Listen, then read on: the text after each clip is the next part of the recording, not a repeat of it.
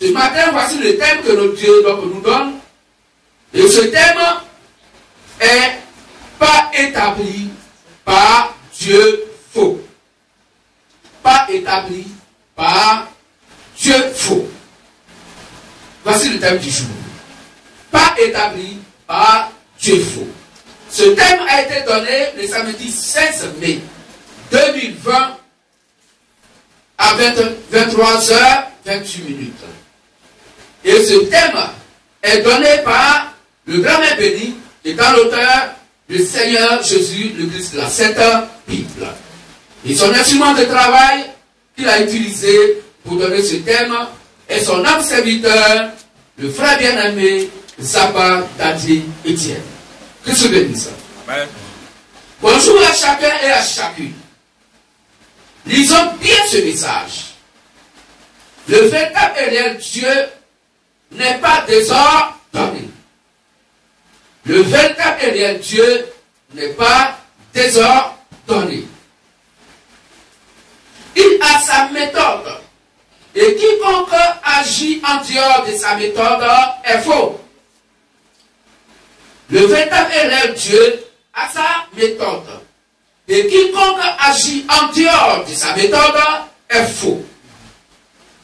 Et le véritable et réel Dieu n'a pas besoin qu'on l'aide dans sa méthode. Le véritable et réel Dieu, dans le nom est Jésus le Christ, n'a pas besoin qu'on l'aide dans sa méthode, dans sa manière de faire. Que se bénisse. Amen. Nous allons lire cela. Nous allons lire cela. Nous allons prendre Acte 17, verset 5. Acte 17, verset 5. Acte 17, au verset 5. Mais les Juifs, jaloux, prirent avec eux quelques méchants hommes de la populace, provoquèrent des attroupements et répandirent l'agitation dans la ville. Ils se portèrent à la maison de Jason et ils cherchèrent Paul et Silas pour les amener vers le peuple. Ok. Amen. Il faut prendre Acte 17, verset 5. Acte 17, verset 5. Il n'est point servi par des mains humaines. Il n'est point servi par des mains humaines. On s'assoit pour commencer après la lecture. Il n'est point servi par des mains humaines. Comme si Dieu avait besoin de quoi que ce soit. Lui qui donne à tous la vie, la respiration et toutes choses. Amen. Amen. Donc, dans Acte 17, verset 5, Dieu n'a point besoin donc des mains humaines pour l'aider. Il n'est point servi par des mains humaines, comme s'il avait besoin de quoi que ce soit.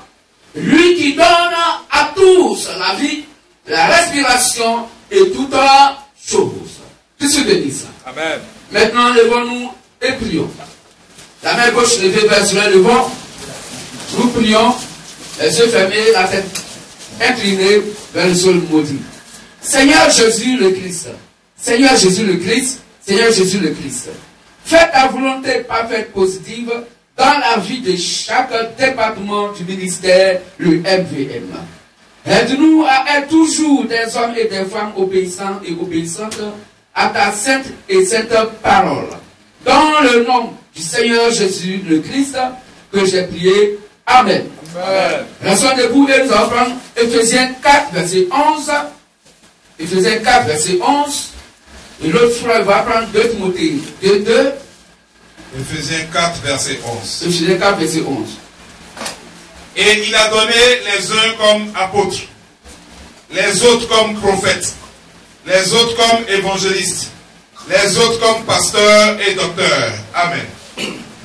2 Timothée 2, 2, et le frère va prendre Isaïe 46, 11. 2 Timothée 2, le verset 2. Et ce que tu as entendu de moi, en présence de beaucoup de témoins, confie-le à des hommes fidèles qui soient capables de l'enseigner aussi à d'autres. Amen. Amen, amen. Isaïe 46, 11. C'est moi qui appelle de l'Orient un oiseau de proie, d'une terre lointaine un homme pour accomplir mes desseins. Je l'ai dit et je le réaliserai. Je l'ai conçu et je l'exécuterai. Amen. Amen. Asseyez-vous s'il vous plaît, calmement. Que se délise. Amen. Alors, d'après les Saintes Écritures, ces versets que nous venons de lire, c'est Ephésiens 4, verset 11, et il a donné les uns comme apôtres, les autres comme prophètes, les autres comme évangélistes, les autres comme pasteurs et docteurs. Donc c'est Dieu qui les a tous établis. Si c'est lui qui a donné, c'est que c'est lui qui les a établis. Que se bénisse. Amen.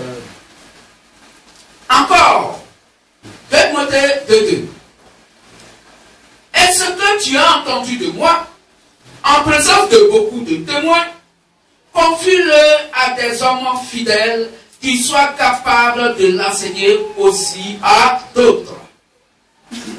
Voici encore un autre ordre d'établissement que notre Dieu aussi fait. De par nos frères, donc Paul, qui envoie encore un autre frère pour établir donc des frères qui sont capables de rendre l'évangile exactement comme Paul l'a enseigné.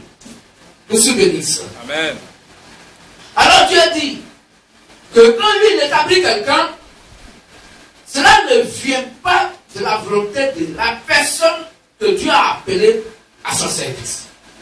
Parce que personne ne peut aider Dieu. Que se bénisse. Amen. Sa propre main lui vient en aide. C'est vrai, il a dit dans Actes 17, verset 5, qui est si clair pour dire simplement que Dieu n'est point servi par des mains humaines. Et il n'a besoin de quoi que ce soit qui vient d'un être humain pour l'aider dans sa méthode. Que se bénisse. Amen. Mais ce véritable Dieu appelle de loin un oiseau de proie. Il appelle de loin ses fils et ses filles. Et quand il doit envoyer quelqu'un attaquer son fils pour prêcher l'évangile, c'est lui Dieu dont il a établi. C'est pas il pourrait dire à Paul, je t'établis aujourd'hui prophète des nations, pour que tu sois la lumière des nations, pour que tu puisses éclairer les nations. Quand il établissait Jérémie, selon Jérémie 1, 4, son père parle verset 4 à 6, il dit toi Jérémie, je t'établis aujourd'hui. Car ne dis pas que tu es un enfant, parce qu'avant que tu sois formé dans le sein de ta mère, moi Dieu je te connaissais, et je t'avais consacré pour faire des nations. Voici comment Dieu établit donc ses serviteurs. Quand il établissait Moïse, c'est devant donc un buisson ardent de feu. Et Dieu donnait la commission à Moïse pour dire retourne vers tes cieux et va vers Pharaon et dis à Pharaon de libérer mon peuple, car je les ai destinés à ce qu'ils puissent donc aller m'adorer donc dans le désert et qui doit aller à Canaan. Que se bénisse. Amen. Mais quand Dieu établissait donc Moïse, Moïse dit ah Seigneur, toi-même tu sais que je ne sais pas parler. Envoie quelqu'un d'autre. Dieu dit, c'est moi j'ai fait la bouche de l'homme. Je mettrai mes paroles dans ta bouche. Voici comment Dieu envoie des gens. Mais aujourd'hui, il y a des gens qui se sont envoyés eux-mêmes. Il y a des gens qui s'envoient eux-mêmes. Quelqu'un, il fait un petit rêve, et puis il voit quelque chose dans le rêve. Il dit, ah, je me suis réveillé aujourd'hui. Vraiment, c'est Dieu qui m'a envoyé. Mais c'est quel message t'a donné? Dis non, dans le rêve, là, Dieu m'a donné un petit caillou. Ça fait des petits cailloux, toi qui fais l'église. Qu'est-ce qu'un petit caillou a à voir comme message? Quand j'ai rêvé là, il y a un homme qui est venu vers moi et puis il m'a dit que oui, toi tu seras mon serviteur. Et puis c'est tout, oui. Mais quel message t'a donné? Il n'y a pas de message. Je suis béni. Amen. Alors, voici des gens, comment Dieu envoie. Il dit, je t'ai donné. Il a donné les uns comme apôtres, les autres comme prophètes, les autres comme évangélistes, les autres comme pasteurs et docteurs. C'est le même Dieu encore qui dit. Et ce que tu as entendu de moi, comme Paul le disait à nos frères, donc Timothée et autres, en présence de beaucoup de témoins, confie-le à des hommes fidèles qui soient capables de l'enseigner aussi aux autres, donc à d'autres personnes. Alors Dieu dit, Isaïe 46, 11, c'est moi qui appelle de l'Orient un oiseau de proie, d'une terre lointaine un homme pour accomplir mes desseins. Je l'ai dit et je le réaliserai, je l'ai conçu et je l'exécuterai. Alors écoutez la grande déclaration du grand béni Seigneur Jésus-Christ au travers de ce message. Tout baptême qui n'est pas fait selon la vraie doctrine de l'heure est faux. Tout baptême que quelqu'un a fait et qui n'est pas fait selon la vraie doctrine, l'enseignement de l'évangile que les apôtres de Seigneur Jésus-Christ ont prêché, le baptême est un faux baptême.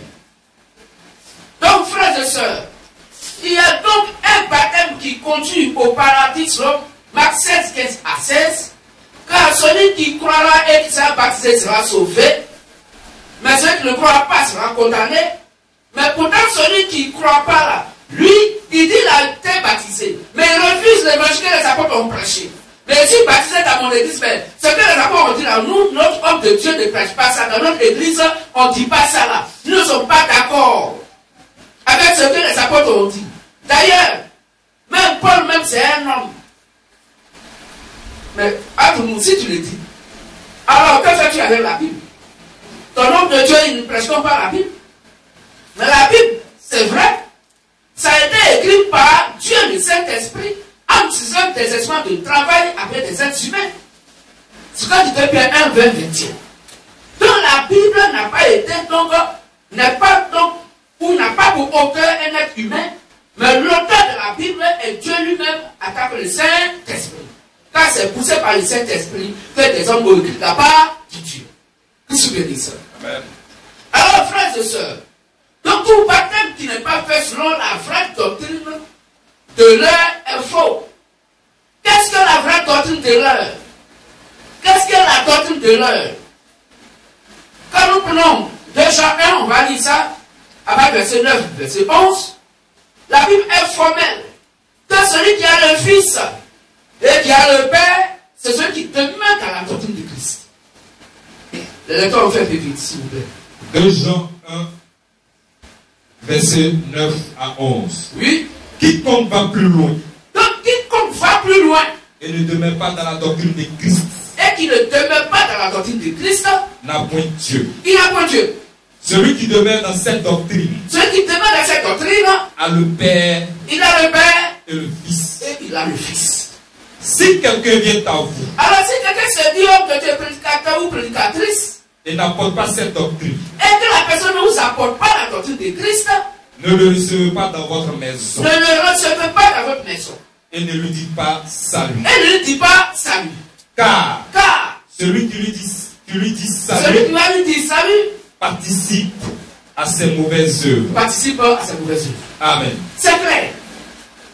Donc on n'a rien à ajouter sur la doctrine de Christ. Et du moins, il ne faudrait pas que quelqu'un vous prêche un évangile en dehors de la doctrine de Christ. Tout baptême que vous aurez eu en dehors de l'évangile, les apôtres de Jésus-Christ ont prêché, ce baptême est un faux baptême qui vous conduit quoi à l'enfer. Que se bénisse. Amen. Que se bénisse. Amen. Alors, sur Marc 16, verset 16 que nous lisons, et 2 Jean 1, 9 à 10 qu'on vient de lire, les lecteurs, on y va un peu vite. Marc 16, verset 16. Celui qui croira, oui, et qui sera baptisé sera sauvé. Voilà. Mais celui qui ne croira pas sera condamné. Amen. Amen. Donc celui qui croira et qui sera baptisé sera sauvé. Donc le baptême sauve. Mais comment le baptême sauve? Or, le Matthieu 17 dit qu'avant que quelqu'un se baptise, pour qu'il puisse avoir la foi de la prédication, il faut écouter d'abord l'évangile qui est la bonne nouvelle qu'on doit te prêcher. Donc, selon Marc 16, 15 à 16, celui qui croira, donc croire fait appel à Romains 10, 17 d'abord. Il faut qu'il y ait d'abord un Romains 10, 17 d'abord. Crois à un Romains 10, 17 d'abord avant de t'engager à un baptême. Donc le baptême est conditionné par l'évangile que tu as écouté. Si cet évangile est donc un évangile qui vient dans la doctrine de Christ, des apôtres de Jésus-Christ, cela faisait de 19 à 20, ton engagement envers Dieu est correct et accepté par le Père et le Fils. Est-ce qu'on comprend mieux? Puisque le baptême est un engagement de bonne conscience envers Dieu. Mais avant que tu t'engages, il te faut donc manifester d'abord Romains 10, 17, car la foi vient de ce qu'on entend, et ce qu'on entend vient de la parole de Christ. C'est à ça, à cette foi-là qu'il faut croire. C'est ce que dit Marc 5, 15 à 16. Celui qui croira à ce qui est prêché et qui est conforme aux Saintes Écritures, la doctrine de Christ, alors, en s'engageant au baptême, il est sauvé. Mais celui qui ne croira pas, donc ce que Romains 10, 17 va dire, qui est la doctrine de Christ, quel que soit ton baptême que tu vas faire, ton baptême est toi à l'enfer. Voilà ce que dit les Saintes Écritures. Donc il y a des gens qui n'ont pas été établis par le véritable Dieu et qui se sont eux-mêmes établis. Comment on va les reconnaître? C'est au miroir de l'évangile que les apôtres ont prêché qu'on sait que celui-là est de Dieu ou pas. Il vous amène à l'erreur ou bien il vous amène quoi sur le bon chemin qui est le paradis. Comme le dit 1 Jean 4, 4 à 6 qu'on va lire. 1 Jean 4, 4 à 6. Donc, quiconque va plus loin et ne demeure pas dans la doctrine de Christ, il n'a point Dieu. Celui qui demeure dans cette doctrine a le Père et le Fils. 1 Jean 4, on va lire ça. 1 Jean 4, verset 4 à 6. Vous, petits enfants, vous êtes de Dieu. Vous êtes de Dieu. Et vous les avez vaincus. Et vous les avez vaincus. Parce que celui qui est en vous, parce que Christ qui est en vous est plus grand que celui qui est dans le monde. Est plus grand que Satan qui est dans le monde. Eux, ils sont du monde. Ils sont du monde. C'est pourquoi ils parlent d'après le monde. Ils parlent d'après le monde. Et le monde les écoute. Et le monde est d'accord avec leur prédication. Nous sommes de Dieu. Les apôtres sont de Dieu. Celui qui connaît Dieu, nous écoute. Nous écoute, nous les apôtres. Celui qui n'est pas de Dieu, ne nous écoute pas. N'écoute pas ce que les apôtres ont dit. C'est par là que nous connaissons l'esprit de la vérité. Que nous connaissons l'esprit de la vérité qui vient de nous, les apôtres. Et l'esprit de l'erreur. Et de l'esprit de l'erreur qui vient du monde. Amen. La Bible est claire. Qu'est-ce que je dis ça? Alors, tout baptême est lié à une prédication. Qu'est-ce que je dis ça? Amen. Tout baptême est lié à une prédication. Qu'est-ce que je dis? Amen.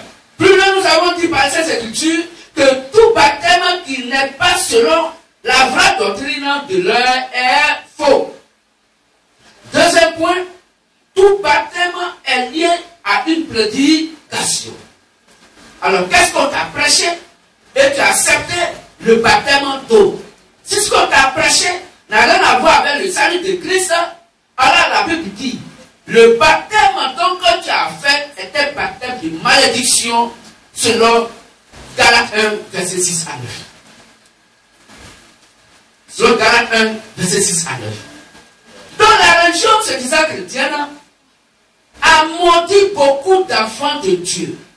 Raison pour laquelle nous prêchons pour qu'il y ait un exode donc de cette prison abusement avec les églises pour que les frères et sœurs puissent venir donc à l'évangile véritable pour reconnaître donc leur statut réel, spirituel, en tant que les fils et les filles du véritable et réel Dieu. Parce que notre Dieu a permis qu'ils puissent donc revenir, comme nos frères aussi avaient eu le cœur vraiment touché, eux-mêmes qui étaient dans la fausse adoration, qui étaient des maudits, donc devant Dieu, parce que la religion se disait chrétienne, avait fait deux dons des maudits, ne sachant pas quelle était la vraie adoration qu'il fallait avoir. Le jour de la Pentecôte, que le Saint-Esprit a prêché de papier, et qu'ils ont eu le cœur vraiment touché, la Bible dit, il leur demanda, repentez-vous et faites-vous baptiser au nom du Seigneur Jésus-Christ. Pourquoi? Parce que Pierre, par le Saint-Esprit, leur a apporté la bonne nouvelle, qui a touché leur cœur. Et quand la prédication de Pierre était la prédication du Saint-Esprit, leur engagement au baptême était correct et ils ont reçu un vrai baptême. Et ce jour-là, il y eut 3000 personnes qui furent baptisées. Et comme ils étaient constamment avec les apôtres, persévérant dans l'enseignement des apôtres, alors le Saint-Esprit donc venait sur eux, ils parlaient en langue, ils manifestaient donc les attributs du Saint-Esprit, et Dieu ajoutait chaque jour à l'église ceux qui étaient sauvés. Voici la démarche du Saint-Esprit, que quand le baptême est fait conformément à la doctrine de Christ. Amen. Amen. Amen. Donc tout baptême est lié à une prédication. La prédication doit être l'annonce de la bonne nouvelle. La prédication doit être l'annonce de la bonne nouvelle. Or, quand tu annonces une bonne nouvelle, c'est que cela ne vient plus de toi, tes propres efforts. Ce n'est pas quelque chose auquel tu t'attendais. La bonne nouvelle n'est pas un enseignement qu'on te donne. Une bonne nouvelle, c'est une information indiscutable. Ce à quoi tu ne t'attendais pas, pourquoi? C'est pourquoi elle est bonne. Et elle est une nouvelle parce qu'elle vient attaquer une information. Je suis béni ça. Donc cette bonne nouvelle, elle est venue à cause de quoi? Parce que Satan voulait nous amener les fils et filles de l'éternel Dieu à l'enfer, selon Romains 3, 23. Selon Romains 6, 23, car le salaire du péché c'est la mort. Or la mort selon Dieu, c'est que tu vas à l'enfer. Voici le rôle que Satan, dans les églises, dans les lieux de prière, absolument appelés les églises, le rôle que Satan joue jusqu'aujourd'hui. C'est de nous amener à l'enfer. Un partant à l'enfer ne veut pas y aller seul, il veut donc drainer une foule de personnes pour qu'ils puissent aller donc à l'enfer avec eux. Selon Matthieu 23, verset 13. Que je bénisse. Amen. Dans le rôle donc, du faux prophète, le rôle du faux prophète, Satan dans des corps humains, c'est d'envoyer les enfants de Dieu à l'enfer. Mais ce véritable et réel Dieu, il vient de par le Saint-Esprit pour nous annoncer la bonne nouvelle. C'est quoi? Que Christ est mort à notre place. Et nous qui sommes destinés à la mort, il est mort pour que nous puissions vivre. C'est pourquoi dans Jean 10, il dit, je donne ma vie pour mes brebis. Il dit, je donne ma vie pour mes brebis. Dans la mort, Christ était destiné par le péché d'Adam et Ève, c'est lui qui a pris cette mort à notre place. Et la vie qu'il est attaqué la parole, il nous communique cette vie. C'est pourquoi le chrétien ne donne pas sa vie à Dieu. Le chrétien, c'est celui qui a, ou celle qui a reçu la vie de Christ. Car c'est lui qui nous a donné sa vie. C'est pourquoi c'est un faux évangile quand les gens disent donne ta vie à Dieu. Nous les chrétiens, on dit que vous-même là, vous êtes donc inspiré du diable. Parce que le Saint-Esprit ne peut pas permettre à un chrétien de donner sa vie à Dieu. Au contraire, c'est le chrétien qui a pris la vie de Dieu, la vie de Christ. Car c'est lui qui nous a donné sa vie. Est-ce qu'on comprend mieux? Alors tout baptême est lié à une prédication. La prédication doit être l'annonce de la bonne nouvelle. Cette bonne nouvelle est appelée la doctrine de Christ. Cette bonne nouvelle qui est la prédication est appelée la doctrine de Christ. Aucun humain et aucune humaine ne peut avoir le vrai baptême qu'après avoir écouté la vraie doctrine de Christ. Aucun humain, aucune humaine ne peut avoir le vrai baptême qu'après avoir écouté quoi? La vraie doctrine de Christ. Ainsi, tout baptême fait dans un message faux est un faux baptême. Ainsi, tout baptême fait donc dans un message faux est un faux baptême. Tous ceux et toutes celles qui ont été enlevés dans les fausses doctrines lors de cette grande époque de l'Église des Nations ont été baptisés soit directement par le messager ou par les envoyés du messager. Donc beaucoup de nos frères dans les 7 actes de l'Église des Nations, autant de Paul, Irénée, Colomban, Matthieu, jusqu'à Abraham, alors ces frères ont été baptisés soit directement par le prophète messager ou donc ce que le prophète messager a mandaté de baptiser les frères et sœurs, ils ont été baptisés. Puisqu'il faut écouter la bonne nouvelle qui est l'évangile prêché à chaque âge de vie des nations. Pour ceux qui étaient donc à cet âge-là, il faut écouter l'évangile du prophète messager de ton temps pour que tu sois sauvé. Parce qu'il n'y a que lui seul son message que Dieu ne connaît comme authentique sur toute la terre. Quiconque n'a pas le même évangile que le messager, le prophète messager que Dieu a envoyé à son temps, n'est pas donc dans le cœur de quelqu'un, ton adoration te conduit à l'enfer. Puisque Dieu n'envoie pas plusieurs prophètes à la fois, il envoie un seul prophète, car la Bible dit dans Apocalypse 1, verset 2 à 3, heureux celui qui lit et heureux ceux qui écoutent. Donc Dieu envoie toujours une seule personne qui doit lire la pensée de Dieu pour la communiquer à plusieurs. Ce que dit 1 Timothée 4, verset 16. Paul pourrait dire à Timothée, vais sur toi-même et ton enseignement. Persévère dans ces choses, car en agissant ainsi, tu te sauveras toi-même et tu seras ceux qui t'écoutent. Voici donc l'ordre de Dieu. C'est pas Dieu n'est pas désordonné. Il tient toujours compte de sa méthode. Que se bénisse. Amen. Il n'a jamais changé sa manière de faire. Il a sa méthode et il ne voudrait jamais que quelqu'un lui vienne en aide pour l'aider dans sa méthode. Que se bénisse. Amen. Que se bénisse. Amen. Donc quand la religion veut aider Dieu sur plusieurs facettes, non Seigneur, de toute façon le monsieur même qui est là, il est très bien gentil dans la ville, dans les quartiers, dans le village. De toute façon, lui-même, il a assidu au temple.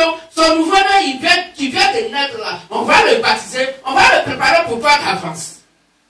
C'est écrit où? Alors que la Bible dit que le baptême est un engagement de bonne conscience envers Dieu. Le nouveau-né, on baptise. Quel engagement il peut prendre devant Dieu? Quelle conscience il a devant Dieu? Un verset que ça se dit, que celui qui croira, qui sera baptisé sera sauvé, mais celui qui ne croit pas sera condamné. Le nouveau-né a cru en quoi? Il faut qu'il écoute la prédication, la bonne nouvelle d'abord, qui va conditionner maintenant le baptême, car le baptême est conditionné par ce qu'on écoute. Je bénisse. Donc c'est un faux baptême de baptiser un nouveau-né. Aucun apôtre du Seigneur Jésus n'a fait ça. Le Saint-Esprit n'a jamais amené les gens à baptiser des nouveau-nés. Je bénisse. Je suis béni ça. Amen.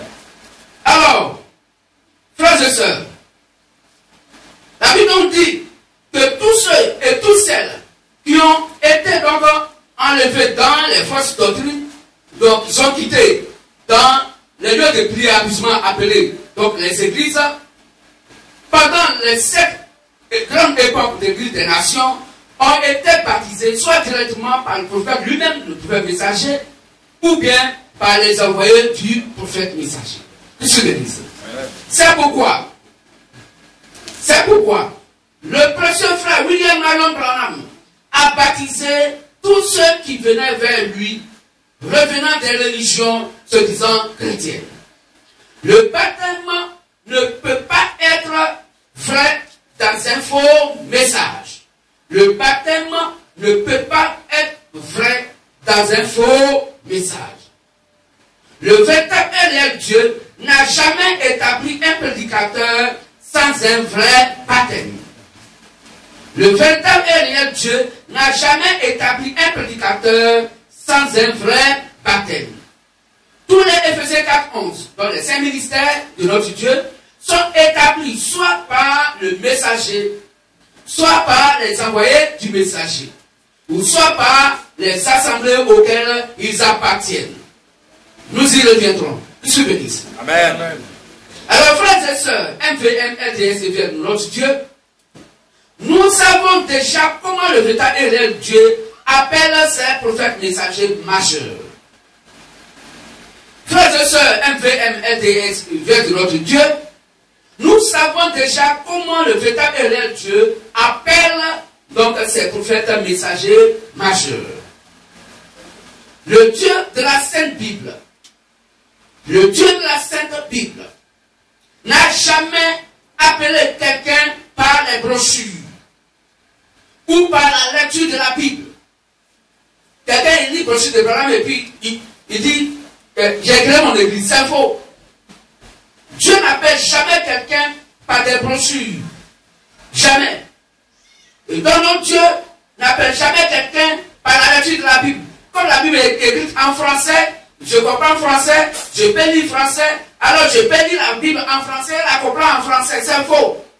Et il quitte là, il fait assemblée d'église, Dieu m'a envoyé. Dieu t'a pas envoyé, c'est Satan qui t'a envoyé. Que tu veux dire ça? Que tu veux dire ça? Amen. Tous les Éphésiens 4:11 sont appelés par l'écoute de la parole et non par la lecture des brochures ou de la Bible.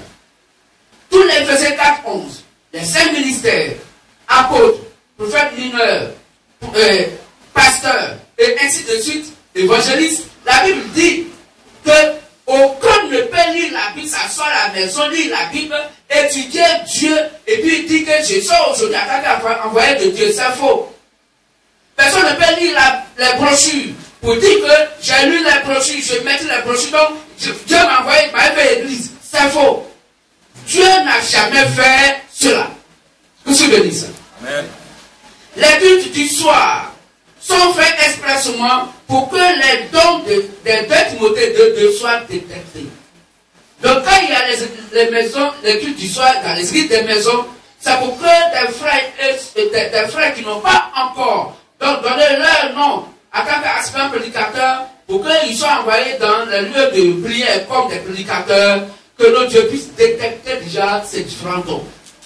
En tant qu'un aspirant prédicateur, il va prêcher maintenant dans une église de maison pour voir s'il a la capacité, Dieu a mis en lui la capacité donc, de prédicateur. Et demain, notre Dieu va l'envoyer donc sur une assemblée. Que Dieu bénisse. Amen. Je mets n'importe qui au défi de nous montrer dans la Sainte Merveilleuse et Merveilleuse Bible, de nous montrer un iota du verset dans lequel quelqu'un se lève et il dit que Dieu l'a envoyé. Quelqu'un lit les parchemins dans les brochures et il dit Dieu l'a envoyé. C'est ce que nous appelons, dans nous le MVM, nous appelons l'école pastorale individuelle. Donc il y a l'école pastorale collective, les gens se lèvent pour aller dans les écoles pastorales, les séminaires des prêtres, mais il y a aussi des gens de manière individuelle. Il prend les brochures de Braham, lui, il lit, il dit j'ai compris ce que Braham a dit, et lui-même là, il va se proclamer donc envoyé de Dieu. La Bible appelle ça donc école pastorale individuelle. C'est nous dans le jargon MVM, c'est nous qui l'appelons comme ça, pour dire que c'est l'école pastorale individuelle. Ça n'a pas donc de différence avec l'école pastorale que nous connaissons. Quelqu'un lit la Bible et puis il dit non, je comprends la Bible, je vais faire donc église. Non. Tu as fait une école pastorale dans individuel sans le savoir. Tout se bénisse. Tout appel des serviteurs de Dieu, tout appel des serviteurs de Dieu, du véritable et réel Dieu, doit répondre aux critères de la doctrine de Christ. Tout appel des serviteurs de Dieu, du véritable et réel Dieu, doit répondre aux critères de la doctrine de Christ.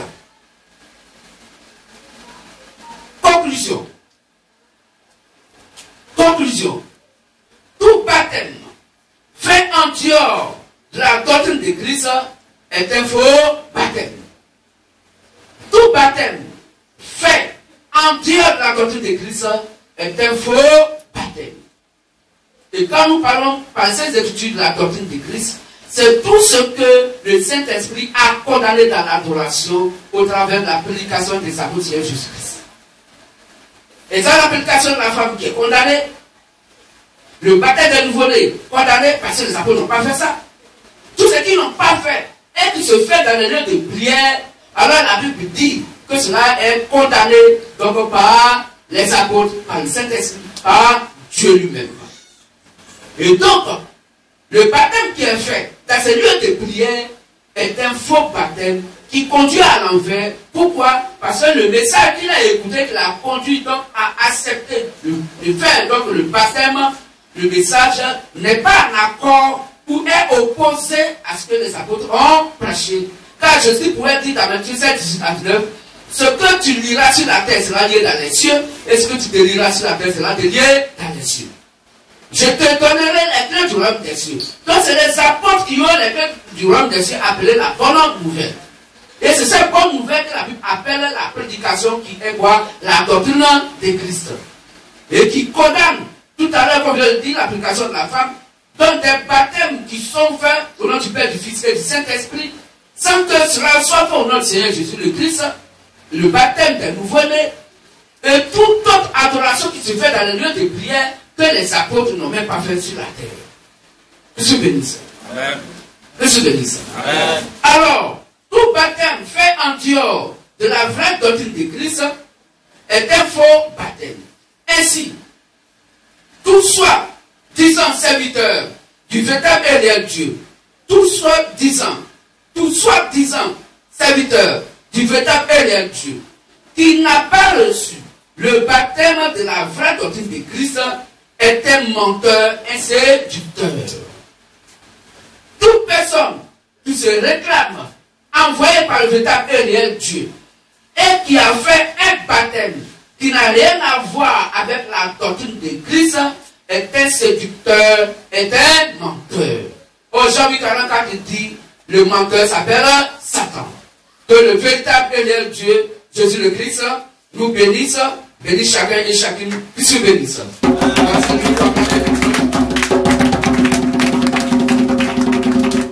Dieu bénisse. Merci. On va s'asseoir, on a encore quelques minutes.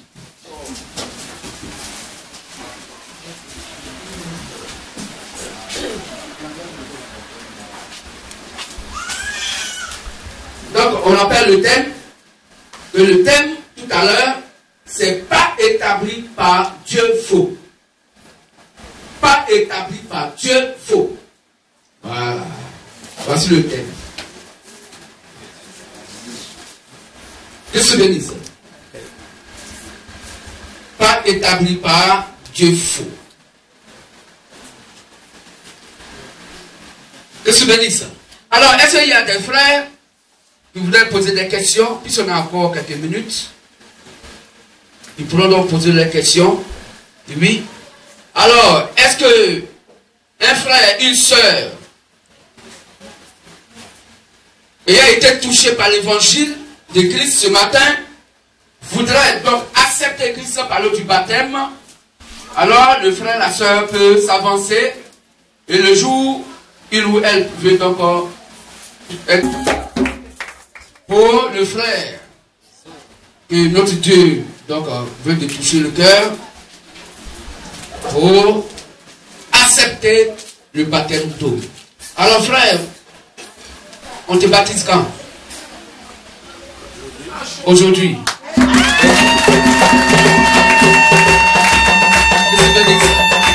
Ok, merci. Donc tout à l'heure, on va se retrouver. Après la réunion, on va aller au baptême. Ok, question. Question, les frères.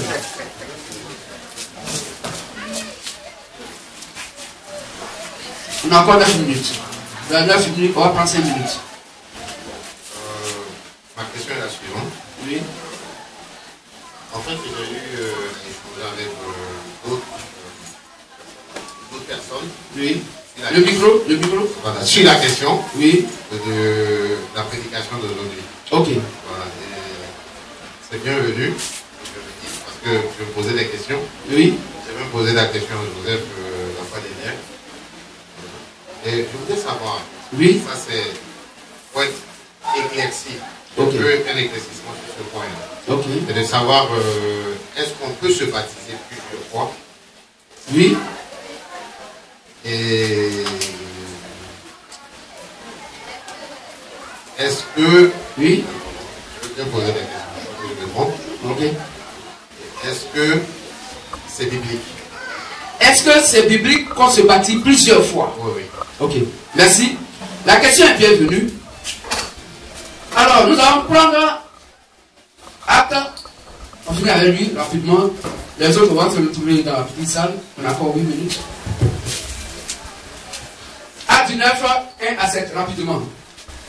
On peut lire ça en 3 minutes pour lui. Acte 19, versets 1 à 7. Oui. Pendant qu'Apollos était à Corinthe, Paul, après avoir parcouru les hautes provinces de l'Asie, arriva à Éphèse. Ayant rencontré plusieurs disciples, il leur dit. Donc, ayant rencontré plusieurs disciples, encore dit disciples, c'est des gens qui ont déjà écouté un message, qui sont déjà un prophète. Vas-y. Avez-vous reçu le Saint-Esprit quand vous avez cru? Avez-vous reçu le Saint-Esprit quand vous avez cru? Ils disent quoi?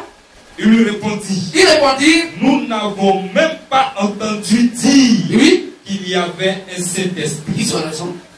Ils n'ont même pas entendu dire qu'il y avait un Saint-Esprit. Il dit. Et Paul dit.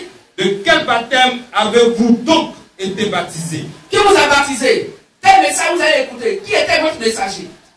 Et il répondit. Et il répondit. Du baptême de Jean. Il dit du baptême de Jean-Baptiste. Oh, Jean-Baptiste c'était un prophète. Continue. Alors Paul dit. Maintenant Paul dit. Jean a baptisé du baptême de repentance. Jean a baptisé du baptême de repentance. Disant au peuple. Il vous disait, vous le peuple. De croire en celui qui venait après lui. À celui qui venait après lui. Jean-Baptiste. C'est-à-dire en Jésus. Donc de croire en Jésus. Donc le message de Jean-Baptiste, c'était pas de croire en lui Jean-Baptiste, mais c'était de croire en qui? En Jésus. Jésus vient, il dit, c'est pas à lui on va croire directement, mais il faut croire aux apôtres. Or, apôtre Saint Jésus-Christ, il dit c'est la prophétie qui s'accomplit aujourd'hui. Le baptême dont Jean-Baptiste dont vous a fait, ce baptême doit être refait aujourd'hui parce que ce qu'il a dit est la prophétie qui s'accomplit maintenant aujourd'hui. Et sur chaque se passe, sur ces paroles, il fut baptisé. Il fut baptisé. Au nom du Seigneur. Au nom du Seigneur Jésus. Amen. Parce qu'il n'y a qu'un seul baptême, un seul nom, un seul Seigneur. Toute personne qui reçoit un baptême en dehors du baptême au nom du Seigneur Jésus-Christ, ton baptême n'est pas reconnu par Dieu. Sinon, ça va faire deux baptêmes qui allaient amener les gens dans deux paradis. C'est-à-dire le baptême des gens va conduire les gens dans le paradis que Dieu connaît. Et le baptême au nom du Seigneur Jésus-Christ doit conduire les gens au paradis de Christ. Il n'y a pas de baptême. Quand on lit les Saintes Écritures, selon Éphésiens 4, il n'y a qu'un seul baptême. Donc du baptême des gens et du baptême de Christ, lequel de baptême on doit prendre. Donc Paul, à l'œuvre du Saint-Esprit, il dit que le baptême des gens vous préparait à écouter Christ. Or, c'est Christ aujourd'hui qui vous parle. Éphésiens 4, verset 5. Il y a un seul Seigneur. Oui. Une seule foi. Oui. Un seul baptême. Voilà. Un seul Dieu. Et Père de tous. Et Père de tous. Qui est au-dessus de tous. Voilà. Et parmi tous. Oui. Et en tous. Et en tous. Amen. Voilà. Donc il n'y a pas de baptême sur la terre. Donc comme eux, ils étaient dans le temps, s'ils étaient morts, ils seraient jugés sur la condition du prophète Jean-Baptiste. Ils sont encore vivants. Et maintenant, ils rentrent dans la nouvelle alliance. À rentrer dans la nouvelle alliance, il faut qu'ils soient gérés donc, par la nouvelle alliance. Ce que dit Hébreux 13, verset 17. Puisque le prédicateur donc, de ce temps-là est le gardien de leurs âmes. C'est plus Jean-Baptiste. C'est fini. Donc, puisque c'est l'évangile, donc qui garde l'âme, qui nous garde nous tous, il faut qu'ils aient donc la même foi que la foi que notre frère avait. Car si un homme descend du ciel qui prêche un autre évangile, en fait ce que nous avons prêché, comme les apôtres ont dit, qu'il soit anathème, qu'il soit maudit. Donc ils ne devaient pas avoir un autre évangile encore dans leur cœur, et puis ils puissent dire qu'ils sont chrétiens, alors que le Saint-Esprit a envoyé la vraie et nouvelle adoration qui se fait au nom de Seigneur Jésus-Christ. Que Dieu bénisse. Amen. C'est pourquoi tous nos frères et sœurs qui étaient dans les lieux de prière abusement après les églises doivent se baptiser. Voilà. Parce qu'ils disent rebaptiser, c'est comme si leur baptême était encore un baptême. Ils ne sont pas encore baptisés. C'est maintenant qu'ils doivent se baptiser. C'est pourquoi nous tous, nous sommes baptisés. On est quittés dans plusieurs donations religieuses. On a fait autant de baptêmes qu'il faut, mais nous sommes au dernier baptême et au premier baptême. Que Dieu bénisse. Amen. On va se lever, on a fini. Il nous reste 3 minutes. Nous allons tourner vers le vent. Et à 3, nous crions fortement.